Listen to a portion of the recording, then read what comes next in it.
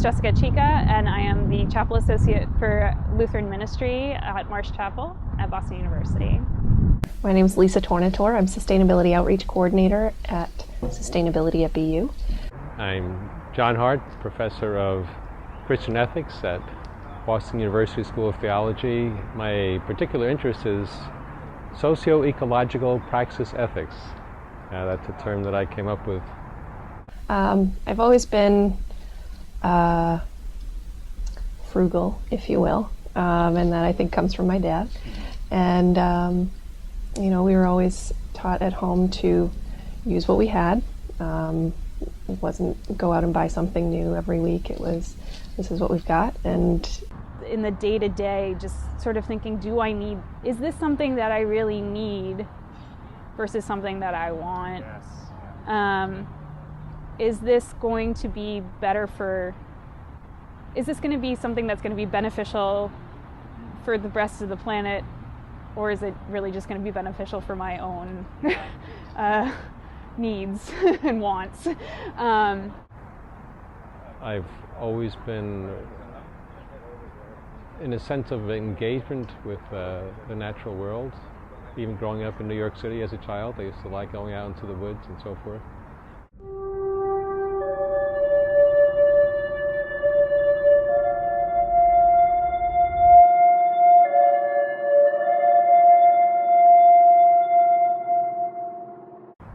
There's a quote from Pope John Paul II that I like to raise. He made it in 1990. The environment is something about which every Christian should consider an essential part of their faith. So it's not an add-on. People should be concerned about Earth, our home, our habitat, and it's essential to who we are. Historically, a lot of value systems have been built out of religious belief. Yes. And I don't think that it's merely a tool.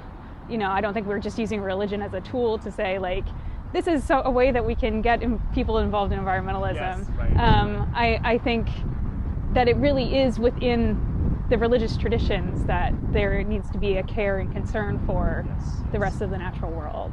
So I think a large part of what we do is changing culture, and getting to people's value system is the most difficult, but also I think the best way to incite change. And even today there are some groups that are more focused on the idea of afterlife, not so concerned about this life because that's not the one that matters. But I think we've seen a turn in the last 30 years by a lot of mainline Protestant denominations, by the Catholic Church, that the focus needs to really shift back to understanding ourselves as a part of creation, understanding that in our own scripture, in Genesis 1, verse 31, God looks at the entire creation and says that it's very good. It's not just human beings that are very good, it's all of it. Yeah.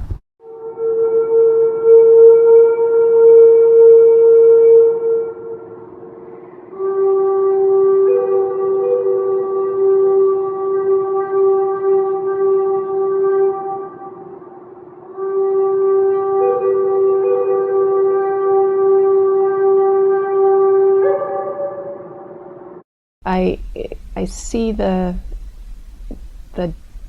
difference, or that line in the sand, if you will, between sustainability professionals and lay people who are just trying to do the right thing, as really just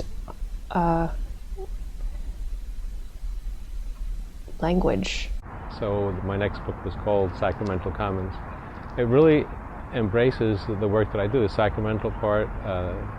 Creation is filled with the spirit of the immanent creator. Resilience is an interesting term that is well known in sustainability and climate change science, but it's not used in the same way. within the lay population. So, and then the commons, Earth is, and I think the cosmos more generally speaking, it's intended by the creating spirit.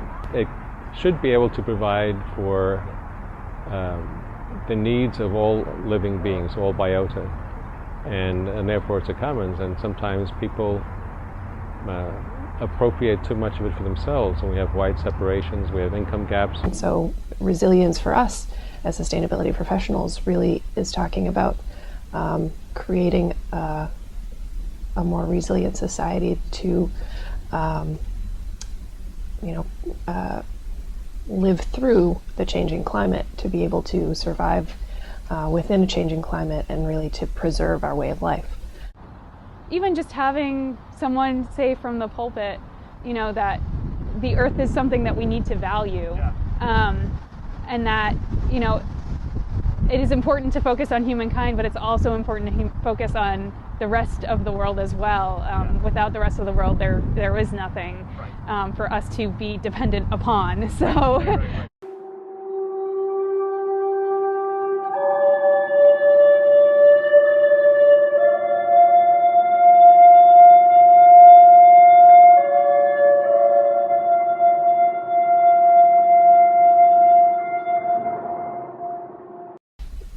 I think we all sort of have to have some sort of understanding about where the other person is coming from, or where the other group is coming from, working collaboratively. One is in the presence of, to use traditional terms, holiness, and the presence of the Spirit being present in some of these elders. And I think that's another thing we should learn to recognize. It's not just rabbis and priests and ministers who are ministers of the divine spirit, but also peoples from other traditions. At the individual level, thinking about what it is that's really important to us, and in terms of what's important to God, what we read in Scripture as to, loving the neighbor. Who do we define as neighbor? If we define neighbor as the rest of the planet, then are we being good to our neighbor? Are we loving our neighbor if we're, dumping chemicals into it? Or but the elder in the first session who began said, "Greetings, all my relations," and I'm sitting looking around, and I thought that was just wonderful. It's saying, especially in time of racial conflicts and ethnic conflicts and so forth in the arts around the world, it's kind of acknowledging we are all related, one to the other.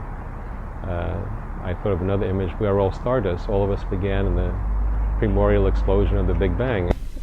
Bringing vegetarianism to a faith-based organization, maybe relating that in a way that is meaningful to the spirits of the animals. And then in the afternoon session, a different elder got up and he started the same way. "Greetings, all my relations." And I'm thinking again about all these wonderful different kinds of people who are here. And then he continues, "Greetings to all the two-legged people, greetings to all the four-legged people, greetings to all the winged people, greetings to all the finned people, and greetings to all the rooted people. We are all related." With stuff like climate change, even looking at our own local context and finding where we see issues of ecological injustice and naming them, even just naming them is power, and then reaching out to those communities that need assistance.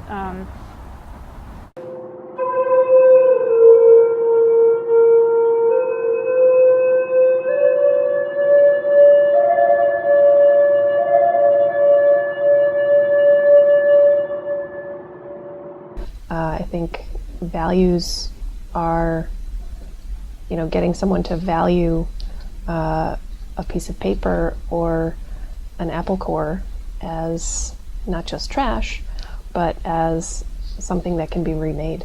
Finding sacred qualities in the natural world, I think, is also important, and giving credence to the fact that a lot of us feel more connected with God when we're outside.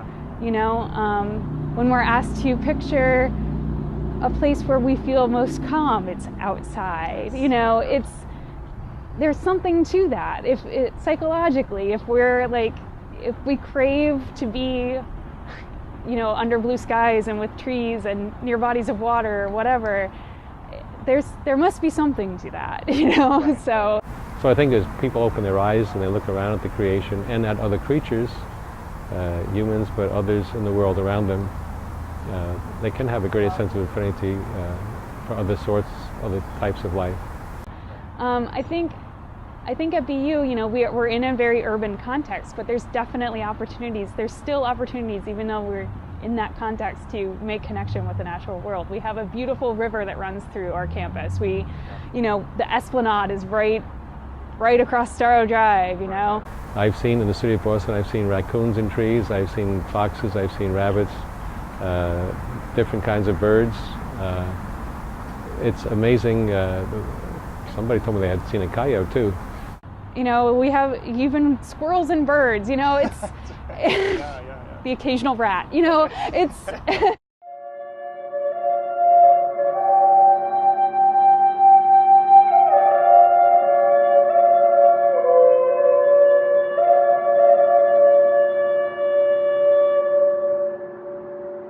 I saw a quote recently that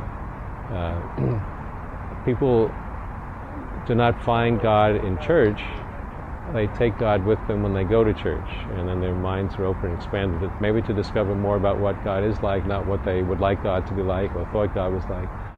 So, yeah, I think it really has to do with reframing where we stand, our point of view of where we are, and sort of thinking more in that broader context of, you know, what is it that I feel God calls me to do. So to have a sense of how much larger and more complex the world is than perhaps we've thought about before, and to become a part of it, let ourselves expand. I mean, looking at a starry night, just looking at the heavens, that can expand one out into the cosmos.